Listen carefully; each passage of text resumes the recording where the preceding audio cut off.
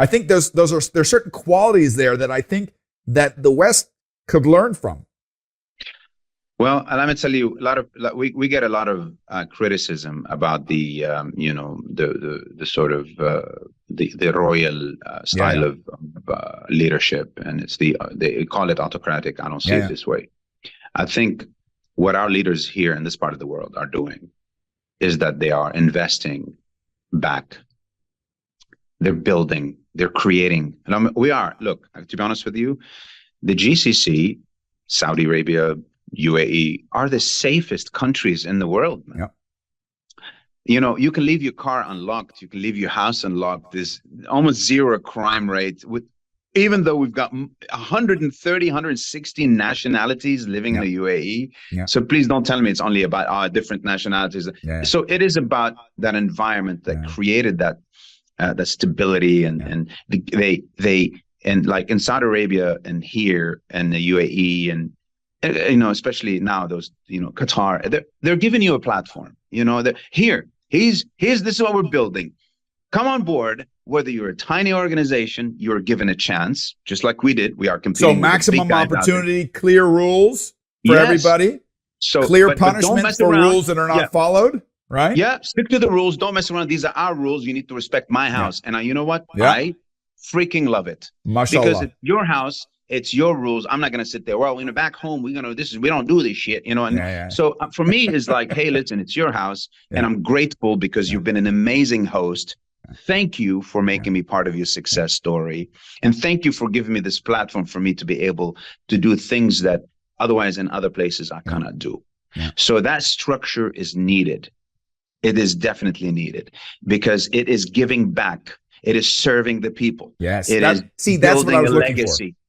Yeah, I think that's the difference. I think there's multiple leadership styles and they can all work, but we all have negative examples of autocratic leaders. Even in democratic world today, we have democratic leaders who want to become autocrats because they want to enrich themselves and serve the rich and ignore the poor and screw the system. Whereas in GCC, this is one of the things. This is what I was talking about. I think the French term that I used before, noblesse oblige.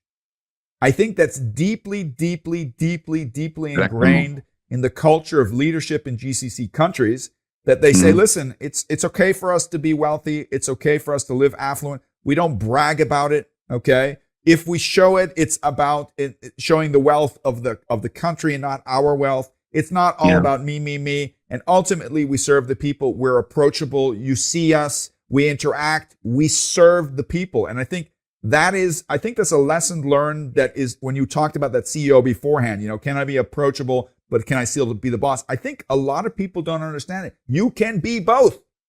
Yes. You can be a distinct leader that creates rules that you have to follow. As long as you're living under my roof, this is the rules. But I'm gregarious, I'm open, I'm honest, I'm caring. And I will give you an opportunity, what you mentioned before, I will give you an opportunity to shine. I have standards that you have to live up to. I think these are eternal qualities, I think, that are important. Yes. And I've adopted that mindset at work. I've got very strict rules on quality and process and customer service. And, just don't break these, make mistakes, but don't break my attention to detail, the quality, professionalism, customer service, and don't come to the office like a zombie. Come plugged into the system. So I've sort of adopted that. I don't want to say that I'm an autocratic leader, but I'm somebody who's laid down the law. The rest is up to you. I've given you the platform. Go ahead and that's shine. Okay. I've given you the support, the trust, and the information.